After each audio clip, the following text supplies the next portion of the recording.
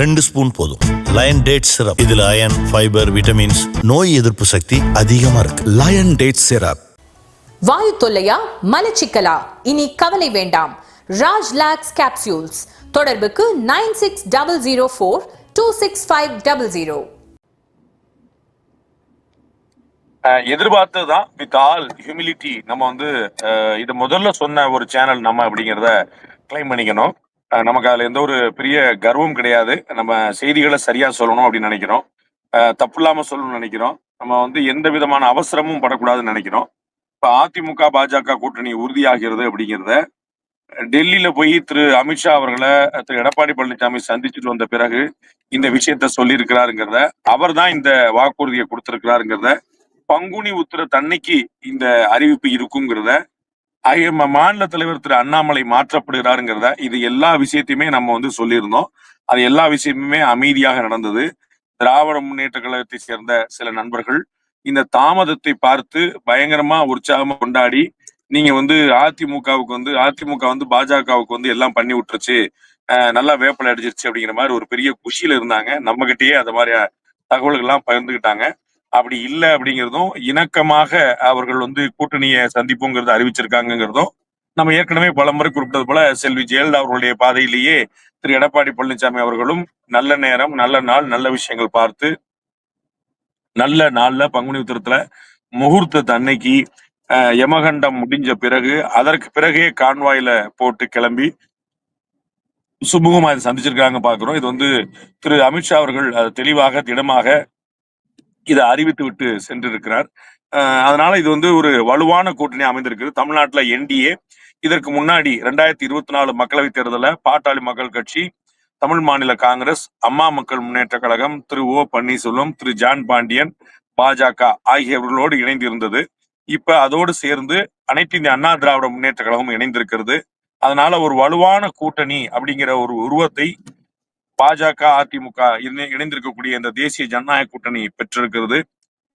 இது வெல்வதற்கான இடத்தை நோக்கி நகர்கிறதா அப்படிங்கிறத அடுத்த ஒரு வருஷத்துல வரக்கூடிய டெவலப்மெண்ட்ல பார்த்து நம்ம சொல்லணும்.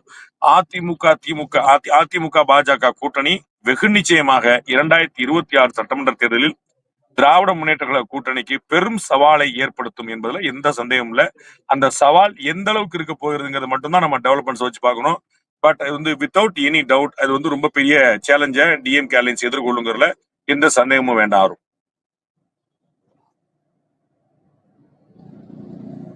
திரு அவர்கள், திரு இபிஎஸ் அவர்கள், திரு அண்ணாமலை அவர்கள், இவங்க மூவருடைய பாடி லாங்குவேஜ் இதை நீங்க எப்படி அசஸ் பண்றீங்க? அவர்களுக்கு ஹிந்தி புரிய ஆரம்பிச்சிருச்சு. திரு எடப்பாடி பழனிசாமி அவர்களுக்கு அவ்வளவு பரிச்சயம் கிடையாது. அதனால திரு அண்ணாமலை அவர்கள் வந்து அப்ப தென்னந்தே ரியாக்ட் பண்ணிட்டு இருந்தாரு, அண்ட் கோஆர்டினேட்டும் பண்ணிட்டு இருந்தாரு. திரு அமித்ஷா அவர்கள் பேசுவது வந்து திரு எடப்பாடி பழனிசாமி அவர்களுக்கு முழுமையாக உடனடியாக புரியாவிட்டாலும் சில வார்த்தைகள் அவருக்கு புரிய தந்தன. அவர் வந்து திரு ஸ்ரீகாந்த் அவர்கள் மொழிமாற்றம் பண்ண பிறகு அவர் அதை முழுமையாக ஏற்றுக்கொண்டார். அவருடைய பாடி லாங்குவேஜ் கம்ஃபர்டா தான் இருந்ததுங்கிறத பார்த்தோம். அவரும் ஒருவேளை அழைக்கப்பட்டால் செய்தியாளர் சந்திப்பை தொடர்வதற்கு தயாராகத்தான் இருந்தார். இடையில பாக்கெட்ல இருந்து எடுத்து ஒரு குறிப்பை வரை எடுத்து வச்சுக்கிட்டாருங்கிறத நம்ம பார்த்தோம். பட் அதற்கான தேவை இல்லாமல் அந்த சந்திப்பு வந்து திரு அமித்ஷா அவர்கள் மட்டுமே நடத்திட்டு போயிட்டாரு. அன்வான்ட் விஷயங்களை பூரா தவிர்க்கலாமே அப்படிங்கிறக்கா. ஏன்னா கட்டாயமா இந்த அலையன்ஸ்ல இன்னமும் சில கிரே ஏரியாக்கள் இருக்குது. எவ்வளவு சீட் அப்படிங்கிறது, எந்தெந்த சீட் அப்படிங்கிறது ஏற்கனவே அந்த பிரஸ் மீட்லயே கேட்கப்பட்டது போல திரு எடப்பாடி பழனிசாமி அவர்கள் வந்து திரு ஓபிஎஸ்ஸையும் திரு டிடிவியும் சேர்த்துப்பாரா அப்படிங்கிறது, இது மாதிரி நிறைய விஷயங்கள் இருக்குது.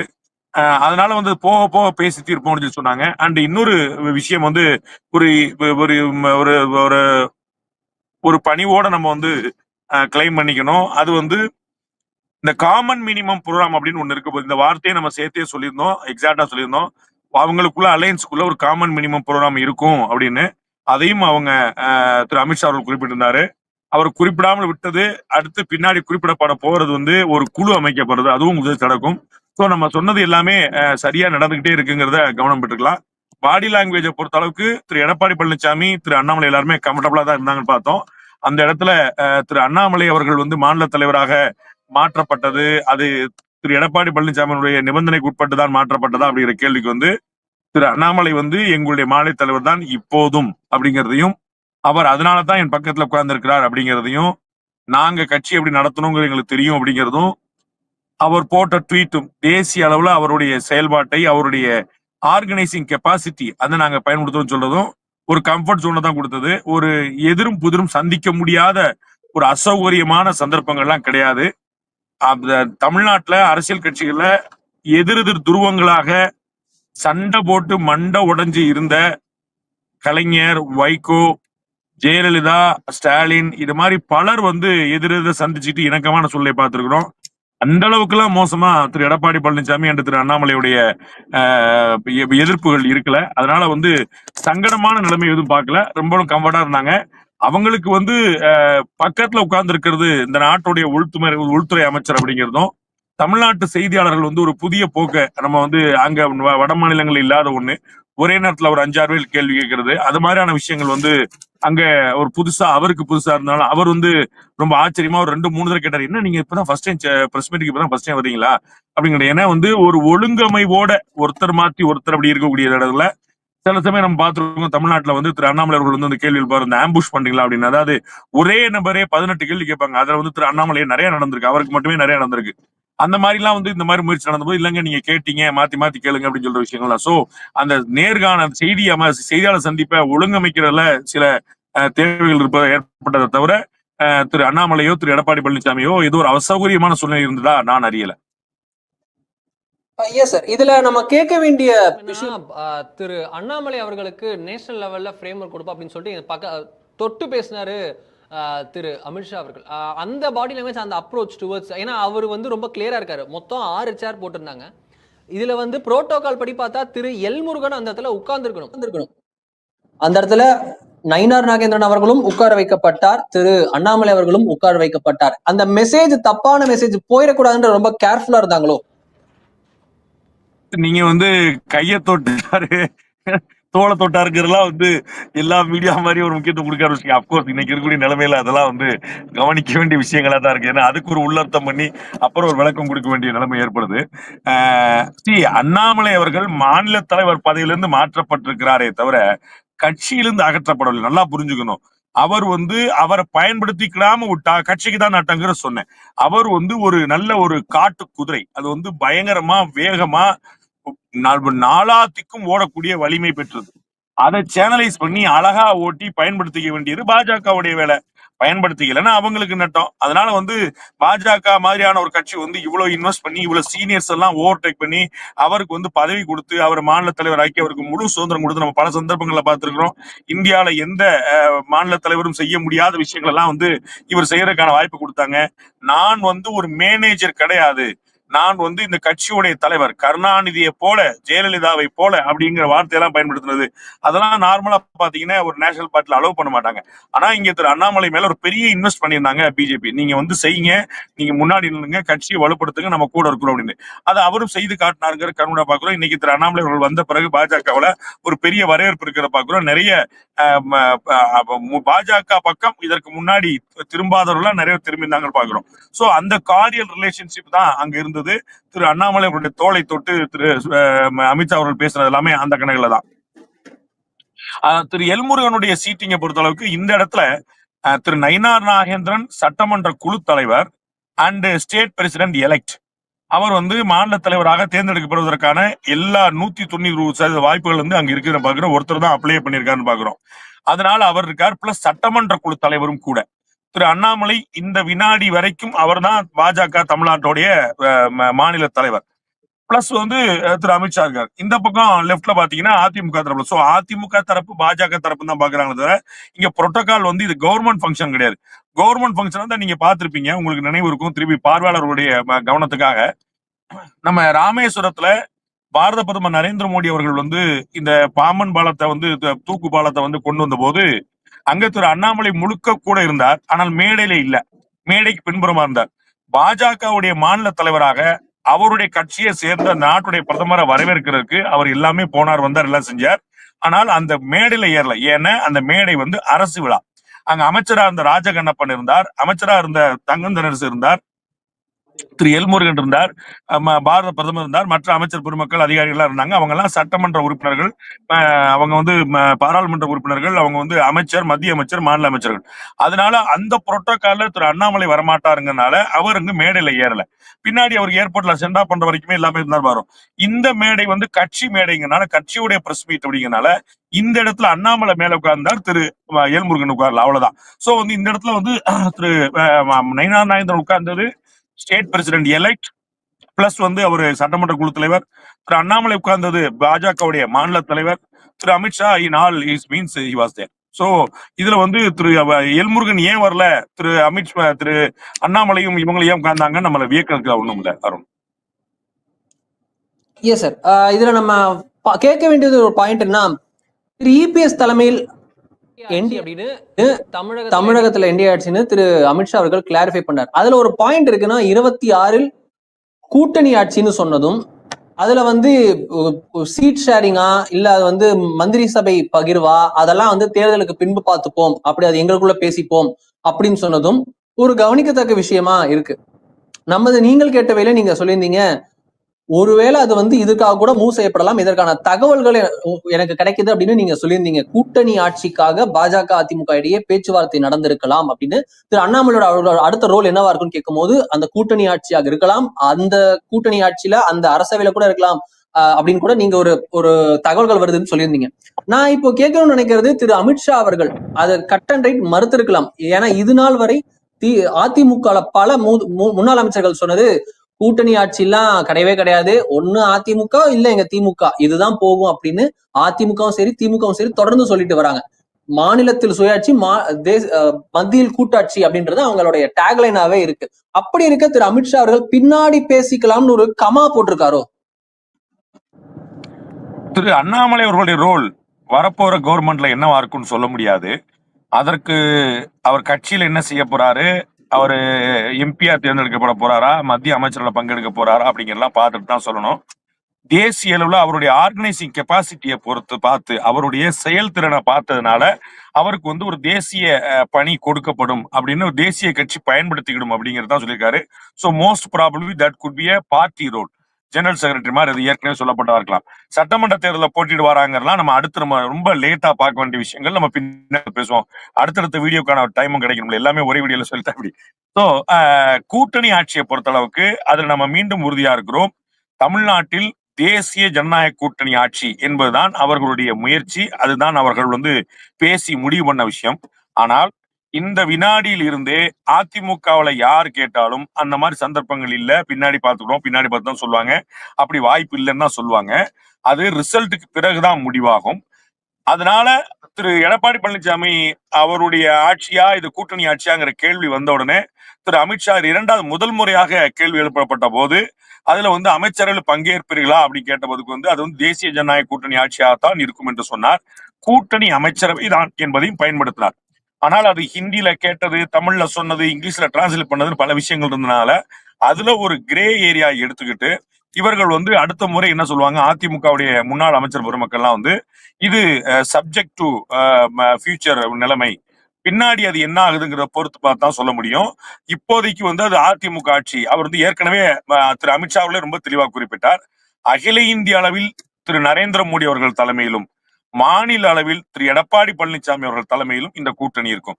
அதுல எந்த குழப்பமும் நம்ம பலமுறை சொல்லியிருக்கிறோம். காங்கிரஸ் திமுக கூட்டணி வைத்தது போலவே அகில இந்திய அளவுல காங்கிரஸ் தலைமை, மாநில அளவுல திமுக தலைமை, தேசிய முற்போக்கு கூட்டணி அப்படின்னு அங்க ஆல் இந்தியால பெயர் வச்சிருந்தாங்க, ஐக்கிய முற்போக்கு கூட்டணி நீங்க தமிழ்நாட்டுல பெயர் வச்சிருந்தாங்க.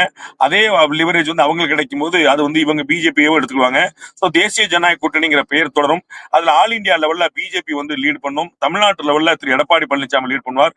அவர் தான் முதலமைச்சராக இருப்பார். அதுல வந்து குழப்பம் இல்லை. அவர்கள் கூட்டணி வென்றால், அந்த கூட்டணி வென்றால் முதல்ல எடப்பாடி பழனிசாமி முதலமைச்சருங்கிறதுல எந்த மாற்று கருத்தும் கிடையாது. என்டிஏ உடைய தமிழ்நாட்டு சிஎம் கேண்டிடேட் யார் அப்படிங்கிறதுல யாருக்கும் குழப்பம் இல்ல. மாறாக அது அமைச்சரவையில் பங்கேற்பாங்களா, துணை முதலமைச்சர் இருப்பாங்களா அப்படிங்கறதெல்லாம் வந்து அவர்கள் இனிமே மறுப்பாங்க. நாம அறிந்த வகையில அது அப்படித்தான் அப்படின்னு அறிகிறோம். ஆனா ஏடிஎம்கே இருக்கக்கூடிய முன்னாள் அமைச்சர் பெருமக்களும் இனிமேலுமே கூட திரு நயினார் நாகேந்திரன் உள்ளிட்ட பாஜக தலைவர்களும் அதை வந்து தேர்தலுக்கு பிறகு பார்ப்பாங்க, அதுக்கு இன்னும் 1 வருஷம் இருக்குல்லங்க, நம்ம மெதுவா பாத்துக்கலாம் சொல்லுவாங்க. But that is what the understanding is, that is what my understanding is. Yes sir. இதுல நம்ம இப்ப பார்க்கக்கூடிய நமக்கு கிடைக்கக்கூடிய தகவல் திரு அமித்ஷா அவர்கள் வந்து இபிஎஸ் அவர் வீட்டில் விருந்தில் பங்கேற்றுள்ளார். திரு அண்ணாமலை அவர்களும் அதே விருந்தில் பங்கேற்று இருக்கிறார். அதிமுக மற்றும் பாஜகவின் கிட்டத்தட்ட எல்லா சீனியர் தலைவர்களும் அங்கு இருக்கிறார்கள் அப்படின்றது நமக்கு கிடைக்கக்கூடிய தகவல். திரு அமித்ஷா அவர்கள் சார், நான் கேட்கணும், திரு அமித்ஷா அவர்கள் இந்த அலைன்ஸ் பத்தி எல்லாம் பேச தாண்டி இன்னொரு முக்கியமான விஷயத்தையும் சொன்னதை பார்த்தோம். தமிழகத்துல முதல்வரான திரு ஸ்டாலின், துணை முதல்வரான திரு உதயநிதி இருவரும் ஊழலில் ஊறியுள்ளனர் அப்படின்னு மாதிரி சொல்லிட்டு சொன்னாரு. பட்டியல் போட்டார். பல 1000 கோடிகளில் ஊழல் நடந்திருப்பதாக பட்டியல் போட்டார். டாஸ்மாக் ஊழல்னு சொல்லுங்க அப்படின்னு டிரான்ஸ்லேட்டரை சொல்ல சொன்னதையும் நம்ம பார்த்தோம். அதை நம்ம பார்க்கும்போது இப்போ ஒரு இது வருது. சமீபத்தில் தமிழகத்தில் நடந்த இடி ரெய்டு, அந்த இடி ரெய்டு வந்து நகராட்சி நிர்வாகத்துறையில் டெண்டர்கள் கொடுத்ததில் ஏகப்பட்ட முறைகேடுகள், லஞ்சம், ஊழல் நடந்திருப்பதாக கண்டுபிடிக்கப்பட்டுள்ளது அப்படின்னு அமலாக்கத்துறை just 10 minutes before 5 to 10 minutes before ஒரு அறிக்கை கொடுத்திருக்கிறது. இது எப்படி பொருத்தி பார்க்கிறது? இன்னும் அடுத்தடுத்து ஏஜென்சிஸ் உடைய ஹீட் டிஎம்கே கவர்மெண்ட் மேல இருக்குமா? உங்களுடைய கையில அது இருந்துச்சுன்னா நேயர்களுக்காக ஒரு படிச்சு காட்டிட்டீங்கன்னா அது ரொம்ப யூஸ்ஃபுல்லானதா இருக்கும். நான் இதை பத்தி சொல்றேன், இந்த விருந்தை பத்தி சொல்றேன். நம்ம இந்த கேள்வி இதெல்லாம் if you have the copy in your hand, அதை வந்து நீங்க ரீட் பண்ணலாம். அது வந்து நேயர்களுக்கு இன்னும் ரொம்ப டீட்டெயிலான விஷயமா இருக்கும். தற்போது நமக்கு வந்து அதோடைய பிரஸ் ரிலீஸ் டைரக்டா கிடைக்கல, பட் ஆனா இது மட்டும் தான் கிடைச்சிருக்கு. பியூட்டிஃபுல். இப்ப வந்து விருந்து பத்தி ஒன்னொன்னா நம்ம பார்ப்போம். நீங்க கேட்டல விருந்து பத்தி, விருந்துல திரு அண்ணாமலையும் இருக்கிறத பத்தி, திரு அண்ணாமலை அவர்களும் திரு எடப்பாடி பழனிசாமி அவர்களும் ஒரு வகையில சொந்தக்காரர்கள், மறந்துடக்கூடாது. எப்படி திரு செந்தில் பாலாஜியும் ஒரு வகையில சொந்தக்காரரா வருவாரோ, எப்படி திரு சக்கரபாணியும் சொந்தக்காரரா வருவாரோ, அதே போல எப்படி அக்கா ஜோதிமணி அவர்கள் சொந்தக்காரங்களா வருவாங்களோ, அது போல அவங்களுக்கு எல்லாம் சொந்தக்காரங்க தான். திரு எடப்பாடி பழனிசாமிக்கும் திரு அண்ணாமலைக்கும் ஒரே குலதெய்வம் தான். சோ அவங்க சொந்தக்காரங்க. அதனால வந்து எவ்வளவுதான் சில புரசல் இருந்தாலும் அதை ரொம்ப தெளிவா திரு அண்ணாமலை அவர்கள் ஏற்கனவே கோயம்புத்தூர் பிரஸ் மீட் நினைக்கிறேன் நாட் அவர் ரொம்ப சொன்னது, எனக்கும் திரு எடப்பாடி பழனிசாமிக்கு வாய்க்கா தகராறு கிடையாது, சொத்து பத்து தகராறு கிடையாது, சொந்தக்காரங்கிற மாதிரில பிரச்சனை கிடையாது. நான் பாஜக தலைவராக பேசினேன், அவர் அதிமுக தலைவராக பேசினார், இவ்வளவுதான் அப்படின்னு. அதனால வந்து அந்த விருந்துல இவர் கலந்துக்கிறதுல எந்த வியப்பும் கிடையாது. திரு அமித்ஷா கலந்து கொள்ளக்கூடிய வியப்புல அண்ணாமலை இல்லாம அப்படின்னு கோரிக்கையை வைக்க முடியாது. அப்படி ஒரு கோரிக்கை வச்சா ஏற்றுக்கொள்ள இடத்துல பாஜக. நான் ஏற்கனவே சொன்னது போல அண்ணாமலை என்பதே, அண்ணாமலையோட பதவிங்கிறது நீக்கம் அல்ல, ராஜினாமாவல்ல, நிபந்தனையும் அல்ல. அது திரு எடப்பாடி பழனிசாமி பற்றி கேள்வி எழுப்பப்பட்டதுக்கு திரு அமித்ஷா ரொம்ப தெளிவா சொன்னார், அதிமுக எந்தவித நிபந்தனையும் விதிக்கவில்லை அப்படின்னார். நீங்க அப்புறம் அந்த போர்ஷனை கட் பண்ணி திருப்பி நீங்க போடலாம். திரு எடப்பாடி பழனிசாமி அவர்கள் வந்து தலையாட்டுவார், ஆமா அப்படிங்கிறத வித் நோ கண்டிஷன் திரு அமித்ஷா அவர்கள் சொல்லும் போது திரு எடப்பாடி பழனிசாமி அதை ஒப்புக்கொள்வார், எந்த விதமான நிபந்தனையும் கிடையாது அப்படிங்க. சோ அது நாங்க வந்து அமைச்சரவையில பங்கேற்பா இல்லையா, அண்ணாமலை மாற்றுவீங்களா இல்லை, இதெல்லாம் கிடையாது. இது வந்து ஒரு லார்ஜர் பெர்ஸ்பெக்டிவ்ல ஒரு அண்டர்ஸ்டாண்டிங்ல வந்து இது செய்யப்பட்டிருக்காங்க. தொலைநோக்கு பார்வையோட நாளைக்கு நம்ம என்னென்ன செய்யணும் அப்படிங்கறதுக்கான ஒரு முயற்சியை தவிர இது வந்து நீக்கமோ ராஜினாமாவோ கிடையாது, ஒரு மாற்றம் தான் அப்படின்னு பாக்குறோம். அந்த டேர்மும் முடிஞ்சிருக்குங்கிறத கவனிக்கிறோம். பிளஸ் இதுல வந்து அடுத்தா நம்ம கவனிக்க வேண்டியது என்ன, நீங்க கேட்டதுல எல்லாருமே ஒன்னா தான் போவாங்க. நான் அதுக்கு முன்னாடி இடி படிச்சிடுறேன் சார்.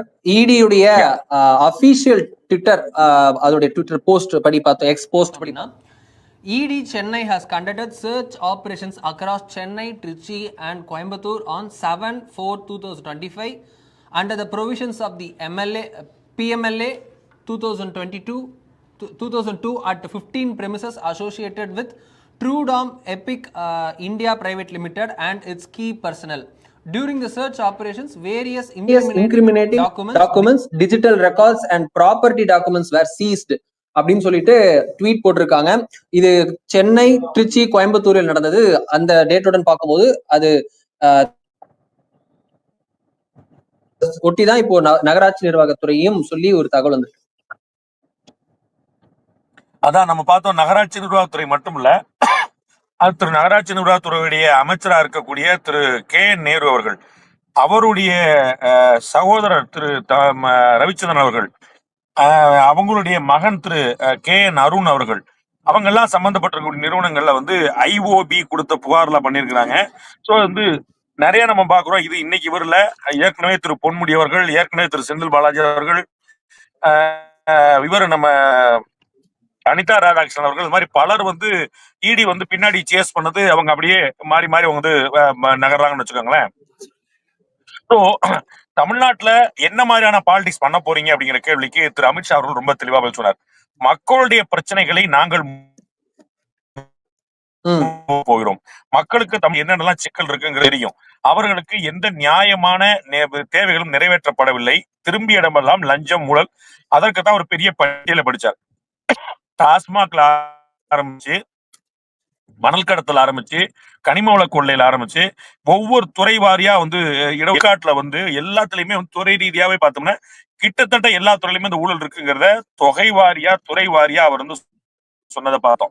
இப்படி திராவிட முன்னேற்ற கழகம் பல ஊழல் புகார்ல சிக்கி இருப்பதனால அவற்றை எல்லாம் திசை திருப்புவதற்காக அவங்க ரொம்ப தெளிவா இந்த வேலையை பண்றாங்க அப்படிங்கிற புகார சொல்லியிருக்காரு. அவங்களுக்கு அடுத்தடுத்து என்னென்ன நடக்குங்கிறது தெரியும். இடி ரைடு நடந்துச்சுன்னா இந்த மாதிரி இன்னைக்கு இப்ப ஏவ வேலு அவர்கள் கூட இப்ப சொல்லியிருக்காரு, நாங்க நிதி கொடுங்கன்னு கேட்கிறோம், அவங்க இடி அனுப்பி மிரட்டுறாங்க அப்படின்னு அமைச்சர் சொன்னார். அவன் இந்த புகார் இதற்கும் இவர்களுடைய அரசியலுக்கும் எந்த சம்பந்தம் இல்ல.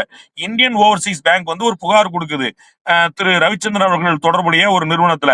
அவங்க பேங்க் லோன் வாங்கி அந்த லோனை சில மிஷின்கள் வாங்க போறேன்னு சொல்லி, அது இல்லாம வேற வேற இடத்துல போய் வாங்கியிருக்கிறாங்க. அது அவங்களுடைய சகோதரருடைய தொடர்புடைய நிறுவனம். அது மாறி மாறி இந்த ஃபண்ட் இங்க போய் இவங்களுக்கு கடைசியில டிவிஹெச் நிறுவனத்துக்கு போயிருக்கு அப்படிங்கிறது இடியோடைய அனுமானம். அப்படிதான் அந்த புகார் ஐஓபில இருந்து கொடுக்கப்பட்டிருக்கு. டிஃபால்ட் என்பிஏவா என்பிஏவா அந்த லோன் எல்லாம் போயிருக்கு.